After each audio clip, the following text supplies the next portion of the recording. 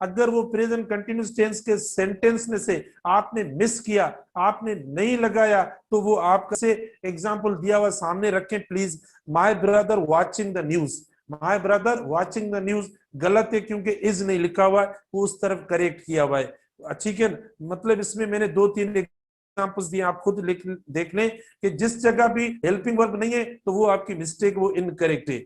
अच्छा, उसके बाद देखिए, यानी सेकंड है हमारा, यानी सब्जेक्ट अगर प्लूरल होता है, बेटा देखो अगर प्लूरल सब्जेक्ट होता है तो आपको प्लूरल हेल्पिंग वर्ब लगाना है। अब इधर देखो, रियाज एंड फराज, रियाज एंड फराज दो सब्जेक्ट हैं, लेकिन इज लिखा हुआ है जो कि आर होगा। दो सब्जेक्ट, दे के साथ आर होता है, वी के साथ आर होता है, दो सब्जेक्ट्स होते हैं तो हम आर इस्तेमाल करते हैं। अच्छा, उसके बाद नेक्स्ट देखें बेटा, नेक्स्ट देखें, वर्ब हम इनकरेक्ट इस्तेमाल करते हैं। For example, she is do her homework. देखो ये भी बहुत इंपॉर्टेंट है।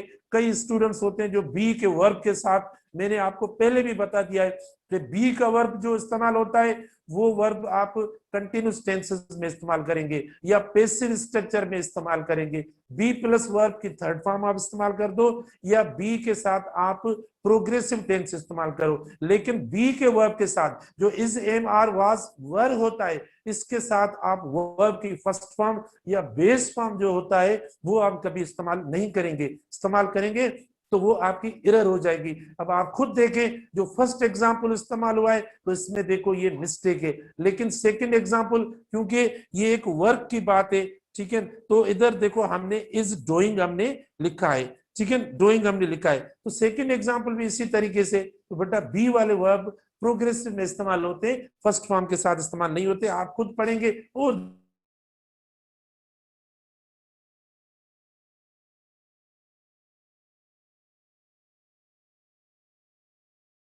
करना पड़ेगा। या लास्ट लेटर जो होता है, यानी कॉन्सोनेंट वावेल कॉन्सोनेंट, तो कॉन्सोनेंट लास्ट जो वो आपको डबल करना पड़ेगा। उसके बाद देखो बेटा स्टेटिव वर्ब्स हैं। देखो स्टेटिव जो वर्ब्स हैं, स्टेटिव वर्ब्स जो हम इस्तेमाल करते हैं ये परमानेंट सिचुएशंस में हम इस्तेमाल करते हैं।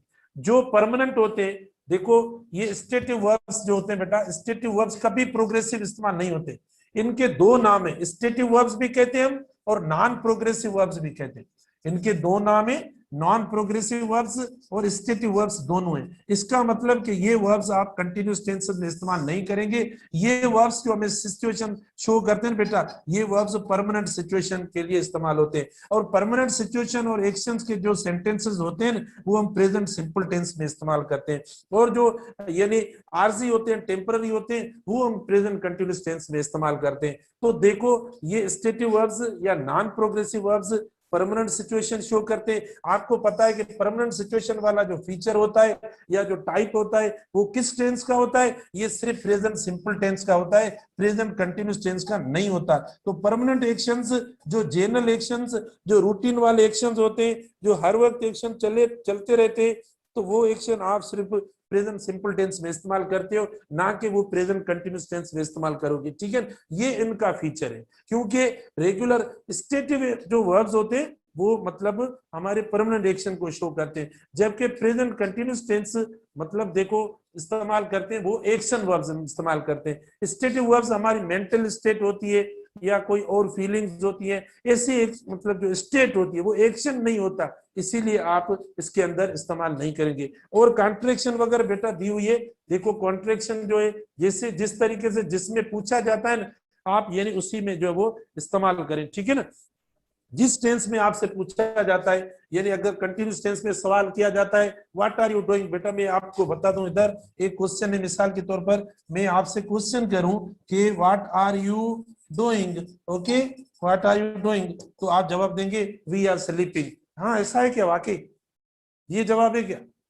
हाँ, कई स्टूडेंट्स का आ रहा है कि ये, चलो फिर तुम यार मत देना कि सर हमें समझ में नहीं आ रही बात। बेटा देखो व्हाट आर यू डूइंग, तो जिस वर्ब में आपने क्वेश्चन किया है आपका आंसर भी उसी क्वेश्चन में आना चाहिए। ठीक है, फॉर एग्जांपल आप जवाब आप दें व्हाट आर यू डूइंग, तो आप जवाब देंगे वी डैश। ठीक है, अब आपका जवाब आया, यानी एक जवाब आया आपका स्टडी। ठीक है, ए ऑप्शन आ गया। बी ऑप्शन आपका आया बेटा देखो we have been studying. B जवाब आया वीएम। मैं आपको एक स्ट्रॉन्ग स्ट्रक्चर की बात कर रहा हूं, मैं एक्यूरेसी की बात करता हूं, ठीक है, मीनिंग की बात नहीं कर रहा। मीनिंग तो यहां से भी निकल रही है, आपने स्टडी लगाया, आपको पता पड़ा कि पढ़ने का मतलब आ रहा है, ठीक है। What are you doing, we dash study, have been studying. और सी ऑप्शन आप देखें बेटा, सी ऑप्शन आपका कौन सा, विल स्टडी हम लगा लेते हैं, कोई भी लगा सकते हैं आप। और डी ऑप्शन आप देखें, जवाब आया आर स्टडिंग। डी ऑप्शन कौन सा जवाब आया, आर स्टडिंग, ठीक है, देखने में आ रहा है। अब मुझे बताओ कौन सा राइट ऑप्शन है, व्हाट आर यू डूइंग, जवाब आया we dish, which one is the right option, d option अपना राइट है। क्यों डी ऑप्शन हमारा राइट है बेटा, डी ऑप्शन इसीलिए राइट है कि मतलब इधर जो है वो, यानी जिस सवाल में क्वेश्चन किया हुआ है इसी में जो है वो हम जवाब दे रहे हैं, इसी में हम दे रहे हैं। इधर एक स्टूडेंट ने मेंशन किया था, मुझे बताया, मैंने ये कल पेज भेज दिया था, ही एंट स्टडिंग। बेटा ये तो गलत है, लेकिन जो करेक्ट में लिखा है ही आर एंट स्टडिंग, बेटा ही इजंट स्टडिंग होगा, ही इजंट। इधर मैंने वर्ब गलत लिखा है, ये मेरी मिस्टेक है, I admit my mistake and you know the intelligent people always make mistakes. तो आप देखिए ही इजंट स्टडिंग, तो ये इजंट होगा, ये करेक्ट कर देना, ठीक है, माइनर है, जरूरी नहीं है जो मैं गलती करूं वो भी सही हो, आप समझ रहे हैं गलत है तो उसको आप गलत कर सकते हो, ठीक है। तो प्रेजेंट कंटिन्यूअस टेंस खत्म हुआ और इस तरीके से इसके ऑल एस्पेक्ट्स हो गए, राइट। अब हम आते हैं नेक्स्ट पे आते हैं बेटा, देखो जो एनदर टेंस है हमारा 3, वो है प्रेजेंट परफेक्ट टेंस। कौन सा है बेटा, प्रेजेंट परफेक्ट टेंस। अब देखो प्रेजेंट परफेक्ट टेंस हम कब इस्तेमाल करते हैं बेटा, प्रेजेंट परफेक्ट टेंस जो हम इस्तेमाल करते हैं, देखो ये एक लिंकिंग टेंस है, ये एक लिंकिंग टेंस है। और ये कौन सा लिंक करवाता है, देखो पास्ट के साथ ये लिंक करवाता है, यानी इसको हम क्या कहते हैं, लिंकिंग टेंस है। और इसका जो लिंक होता है ये पास्ट के साथ होता है, ठीक है, कनेक्ट्स प्रेजेंट प्लस पास्ट। देखो ये जो यूज होता है बेटा, देखो इसकी मैं आपको कनेक्ट्स प्रेजेंट प्लस पास्ट, यानी प्रेजेंट परफेक्ट टेंस जो इस्तेमाल होता है बेटा, ये इसकी जो एक यूनियन है, इसकी जो कॉम्बिनेशन है, देखो ये इस तरीके से होती है, एक्शन इन द पास्ट होता है, एक्शन इन द पास्ट है, रिजल्ट इन द प्रेजेंट। देखो कनेक्ट्स करता है प्रेजेंट और पास्ट दो टेंसेस को, तो इसका मतलब ये हुआ कि एन एक्शन देखो एन एक्शन हैपेंस, देखो an action happens in the past and results, इसका मतलब क्या होता है, results in the present। देखो समझो प्लीज, ठीक है, ये इसका देखो, तो प्रेजेंट परफेक्ट टेंस जो होता है उसका यूज देखो, या उसका मतलब एक व्यू देखो, उसका पैटर्न देखो कि वो किस तरीके से अपने पैटर्न में इस्तेमाल होता है। बेटा वो इस्तेमाल होता है कि कनेक्ट करता है किसको, दो टेंसेस को, दो टाइमिंग्स को कनेक्ट करता है। प्रेजेंट परफेक्ट टेंस जो होता है उसकी एक रिलेवेंस होती है, वो एक मतलब रिलेट होकर इस्तेमाल होता है। जो टेंस हमारा पास्ट टेंस होता है उसके साथ इसकी कनेक्टिविटी होती है, ठीक है। तो जो भी एक्शन होता है प्रेजेंट परफेक्ट टेंस का, उसका एक्शन देखो पास्ट में होता है और उसकी रिजल्ट जो है वो किस में होती है, रिजल्ट प्रेजेंट में होती है, ठीक है। उस एक्शन की रिजल्ट जो नतीजा होता है, जो इफेक्ट होता है, वो इफेक्ट जो नजर आता है हमें, वो हमें प्रेजेंट में नजर आता है। बेटा रिजल्ट से मुराद क्या, रिजल्ट से मुराद कहाँ है, रिजल्ट से मुराद जो इफेक्ट और असर जो हम महसूस करते हैं उस एक्शन का, जो पास्ट में होता है ना, तो वो प्रेजेंट में होता है। इसीलिए इस टेंस को कहा जाता है कि प्रेजेंट परफेक्ट टेंस। ये इसका बुनियादी मतलब है, या बुनियादी इसका यानी एक यूज है, ठीक है, बुनियादी इसकी जो वो एक सेंस है या एक थीम है। प्रेजेंट परफेक्ट टेंस का ये बुनियादी थीम है बेटा, ठीक है। कौन सा, कनेक्ट्स प्रेजेंट प्लस पास्ट। तो ये रिलेवेंस शो करता है, प्रेजेंट और पास्ट के दरमियान रिलेवेंस शो करता है। और कैसे करता है कि उसका एक्शन प्रेजेंट में और पास्ट में होता है, जबकि उस एक्शन का नतीजा, उसका असर, उसकी रिजल्ट जो जाहिर होती है वो प्रेजेंट में जाहिर होती है, तब हम ये इस्तेमाल करते हैं, ठीक है। आप देखें बेटा इसमें हम इस तरीके से एग्जांपल देकर फर्दर जो है वो इस्तेमाल करते हैं। फॉर एग्जांपल आप देखें, एक मैं दे रहा हूं आपको, आई लॉस्ट माय बुक, ये आपको दे रहा हूं बेटा, देखें आपके नोट्स में भी ये मतलब एग्जांपल्स होंगे, आई लॉस्ट माय बुक। अच्छा सेकंड एग्जांपल है, आप देखें, I have lost my I have lost my book.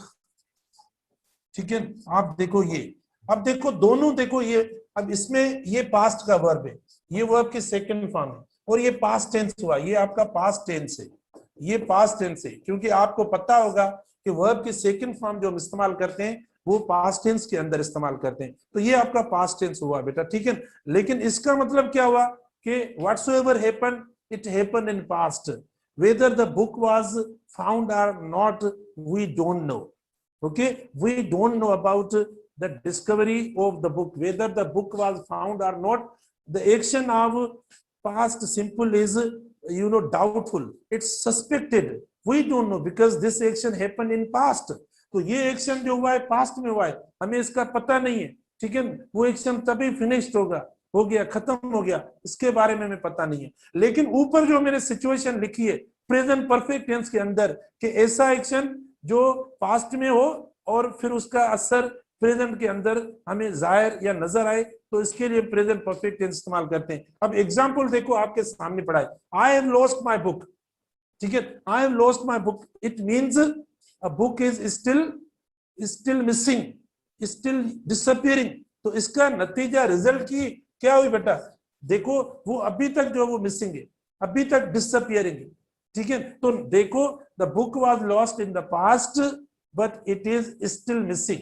इसका मतलब क्या हुआ, देखो मैं एक्सप्लेन करके लिखता हूं बेटा, मीनिंग ब्रैकेट में देता हूं ताकि आप इनको जो वो आराम से समझ ले। ये फिनिश्ड है, the action happened in the past and finished in the past. ठीक है, and it is bit doubtful and suspected whether the book was found or not, we don't know because it's actually the story of the past, so we don't know. so past इस तरीके से इस्तेमाल होता है, जब past में आएंगे तब बताएंगे, डरे ना। ठीक है, लेकिन मैं अभी आपको प्रेजेंट परफेक्ट टेंस की बात बता रहा हूं कि ऊपर जैसे लिखा हुआ है कि कनेक्शन है, देखो कनेक्शन के साथ कि ये जो बुक जो वो मतलब गुम हुआ है, मिस हुआ है, तो देखो पास्ट में हुआ है। ठीक है, एक ये हुआ पास्ट में एक्शन हुआ, action happen in the past. ठीक है, happen in the past and result, sorry ये इसमें थोड़ी गलती हुई, आप बता नहीं रहे मुझे। ठीक है, एक्शन हैपन इन द बेटा क्या, इन द पास्ट, ये जो एक्शन होता है ये पास्ट में होता है, and result in the, and results in the,